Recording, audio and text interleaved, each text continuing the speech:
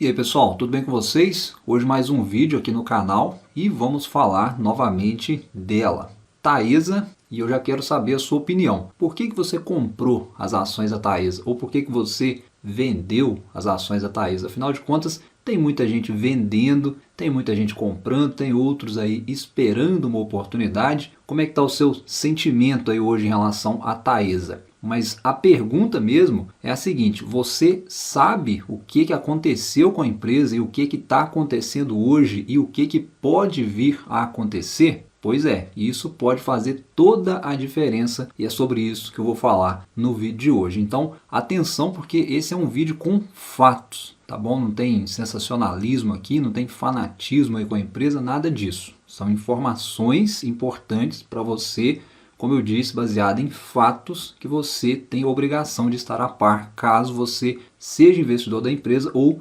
queira investir. Então, vamos lá, direto ao assunto, vamos partir do ponto aqui em que tudo começou, tá? Como que o mercado foi ficando pessimista com a empresa? Vamos aí ao primeiro fato, eu vou chamar assim para a gente contextualizar. Então, tudo começou a partir lá de 2020, 2021, quando a empresa disparou aí nas cotações, ao mesmo tempo em que vinha pagando muitos dividendos. Era a empresa perfeita da bolsa, né? Valorizava muito, ao mesmo tempo que pagava grandes dividendos. É tudo aí que o investidor quer. Por que isso, né? Vocês devem se lembrar que na ocasião, né, em meio à pandemia, a economia virou uma loucura, né? Nós tivemos aí o IGPM praticamente fora da realidade, né? Se não me engano, ele chegou a acumular mais de 20%, acho que bateu ali os 25% no acumulado do ano, em 2020. E aí, ó, o que a Taesa tem a ver com essa história? Veja que a maioria dos contratos da empresa são reajustados pelo IGPM. Olha só, né? Inclusive são os maiores contratos. Então, era a tempestade perfeita para a empresa aumentar a receita, consequentemente, viria grandes esses dividendos e vieram, né? Como vocês podem ver, nesses dois picos aí, exatamente 2020 e 2021. Isso aqui foi só a pontinha do iceberg que veio logo depois a desencadear aí outras questões que eu vou trazer nesse vídeo, como por exemplo o segundo fato, né, como eu estou chamando, que foi a queda de 50% da receita anual permitida de alguns contratos da empresa que foram licitados lá entre 99 e 2006, ou seja, a partir do 16º ano entrariam em vigor um corte de 50% da receita anual permitida desses contratos. Então, com esse corte de receita, logo depois teve 2022 também, né, alguns contratos aí com esse corte de receita, e o último inclusive foi agora em 2023, no finalzinho de maio. Ninguém falava sobre isso aqui na época, tá? Até porque estava tudo a mil maravilhas, digamos assim, em relação à Taesa, né? E acabou que essa questão aqui passou meio que desapercebido, principalmente entre os pequenos investidores que estavam em peso comprados em Taesa. Depois que começou-se a divulgar mais essa questão aqui. E aí que os problemas começaram a se agravar, né? Porque em meio a isso aqui, né, que já diminuiu aí a receita da empresa, nós tivemos também junto a inflação começou a retroceder, principalmente o IGPM, conforme eu falei, né? O mercado a partir daí já começou a fazer as contas e começou já a virar a cara aí para o lado da Taesa, já prevendo aí uma diminuição das receitas, né? E de fato aconteceu. E aí, a partir desse ponto, né, deu-se o terceiro fato. Começou-se uma pressão vendedora aí nos papéis da empresa que foi se intensificando, principalmente agora em 2023, com os grandes, né, saindo, realizando lucro lá em 2022, né, aproveitando as altas cotações, e uma manada também de pequenos e talvez grandes investidores entrando, armando, né, posições vendidas. Então não tem ativo que aguente, né, tanta venda descoberta, tanto aluguel aí para entrar vendido. Essas posições em aberto só vem aumentando, como vocês podem ver. Quando eu mostrei isso aqui, né, a primeira vez, acho que estava lá em 1 bilhão. Agora já está batendo aí quase 1,6 bilhão. É muita coisa.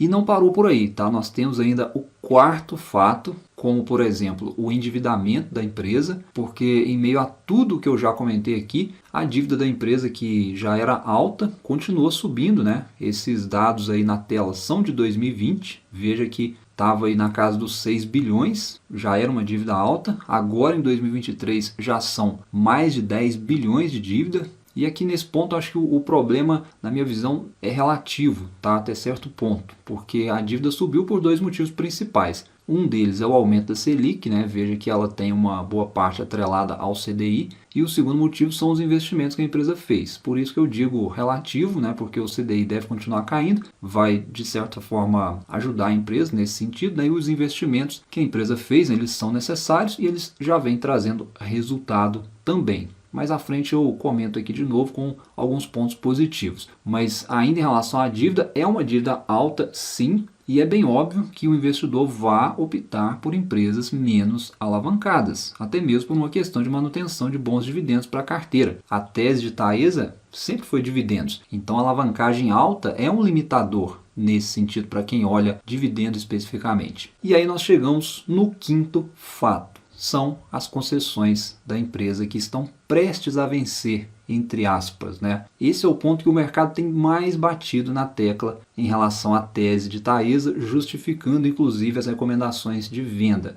E é de fato, né, o que traz maior incerteza olhando para o longo prazo. Então, como eu já trouxe num outro vídeo, cerca aí de 50% das concessões da empresa vão vencer num prazo aí de 10 anos. Aí talvez você pode pensar assim: ah, mas 10 anos é muito tempo, né? Até lá a empresa já conseguiu outros ativos, já conseguiu compensar isso. Sim, pode ser, só que não existe essa garantia, tá? Na verdade não existe garantia nenhuma quanto a isso. Por quê? Primeiro, né, que a empresa está muito alavancada. Como a gente viu, a dívida dela não permite que ela faça gracinhas hoje, né? Por exemplo, arrematando qualquer coisa que vier pela frente. Segundo, né, como vocês devem ter visto no último leilão que aconteceu, esse ano inclusive, foi bem concorrido. Então isso acaba fazendo com que os lances sejam mais agressivos. Tem empresas mais capitalizadas do que a Taesa hoje nesse sentido, né, o que pressiona as margens de retorno dos projetos. Então mesmo que ela conseguisse arrematar lotes importantes em algum leilão, não tem como ter certeza que serão a taxas atrativas como ela conseguiu fazer no passado, onde a concorrência praticamente não existia, né? O setor elétrico passou por uma crise violenta e ninguém queria participar de leilão de transmissão. Hoje a história é diferente. Por isso, por mais que a gente esteja falando aí de 10 anos ainda, né, o mercado coloca isso na conta hoje. Por quê?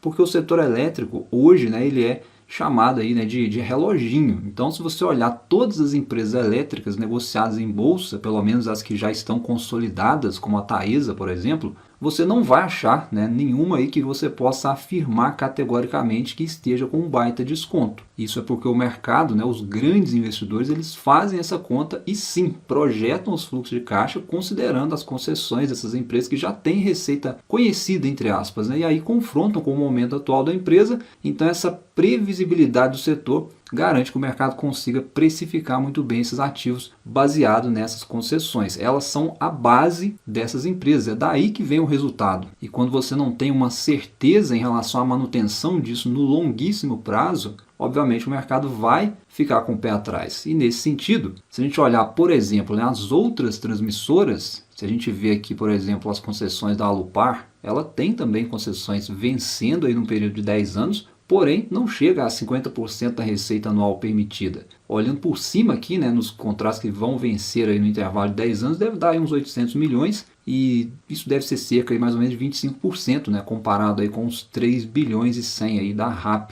total da Alupar. Então tá tranquilo, sem falar que a empresa tem uma concessão perpétua ainda, né? Além de ativos de geração também que vão vencer só depois de 2040. Enfim, e aí se a gente olhar para a Transmissão Paulista, que é outra empresa do mesmo segmento, de cara aqui nesse primeiro bloco, né, que é concentrado mais da metade da RAP aí da empresa praticamente, e os vencimentos são só a partir de 2042. Então são 10 anos a mais do que os da Taesa em termos de duração de concessão. Está muito mais folgado do que Taesa e mais folgado também do que Alupar, hoje olhando o longo prazo. Eu vou até colocar as três empresas juntas aqui, né, porque são do mesmo segmento, transmissoras. E se a gente olhar, por exemplo, as cotações, né, a Taesa já está um pouco mais desvalorizada hoje, porém na comparação de múltiplos ela não é a mais descontada olhando os indicadores na data de hoje. Então pessoal, a conclusão aqui é a seguinte: tudo o que eu levantei aqui, como eu disse, são fatos, estão aí no RI da empresa, são informações públicas. Você que está pensando em entrar agora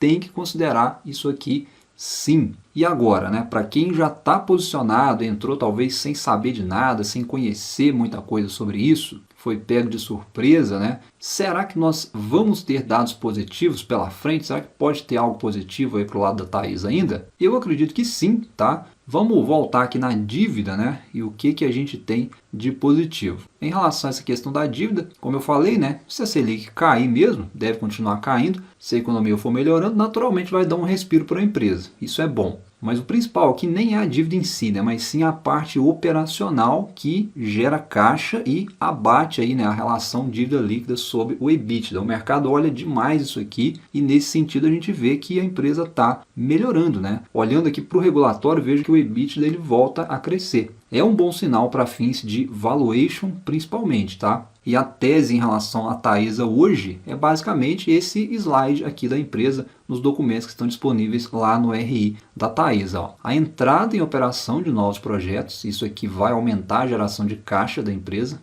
muito positivo, consequentemente reduz a dívida e pode dar a chance aí da empresa fazer aquisições futuras em leilões. É para isso que a empresa trabalha. E aí a gente tem também a eficiência operacional, né? Porque a gente está falando do ramo de transmissão. Ou seja, basta a empresa fazer ali a manutenção e a disponibilidade das linhas nos maiores níveis. Como eu disse, esse é o trabalho da empresa, ela sabe como fazer. E aqui a gente tem também um ponto, né, onde a empresa fala aqui, né, da antecipação de projetos. Isso naturalmente aumenta o ganho de receita para a empresa, porque a partir do contrato assinado, né, ela ganhou a licitação, assinou o contrato, o tempo já começa a correr. Então, o quanto antes, né, ela colocar o projeto rodando, digamos assim, é mais otimização do lucro, porque é mais tempo em tese aí, né, do projeto funcionando para a empresa. Então, nesse trimestre, inclusive, né, com essa antecipação, ela conseguiu aí otimizar em cerca de 50 milhões de reais, dado aí essa antecipação desse projeto. Então, se ela arrematar mais lotes, imaginando, né, nos próximos leilões, mesmo que não seja a taxas tão atrativas, ela tem que colocar em funcionamento esses projetos o quanto antes para poder otimizar esse ganho. E aí são detalhes que o mercado não consegue precificar antecipado, tá? Além, né, da redução dos custos aí, né, que sempre são possíveis de serem feitos para qualquer empresa. Então eu acho que para os próximos 5 a 10 anos, eu acredito que a empresa vai continuar melhorando os resultados operacional, principalmente como a gente já está vendo acontecer. Acho que em relação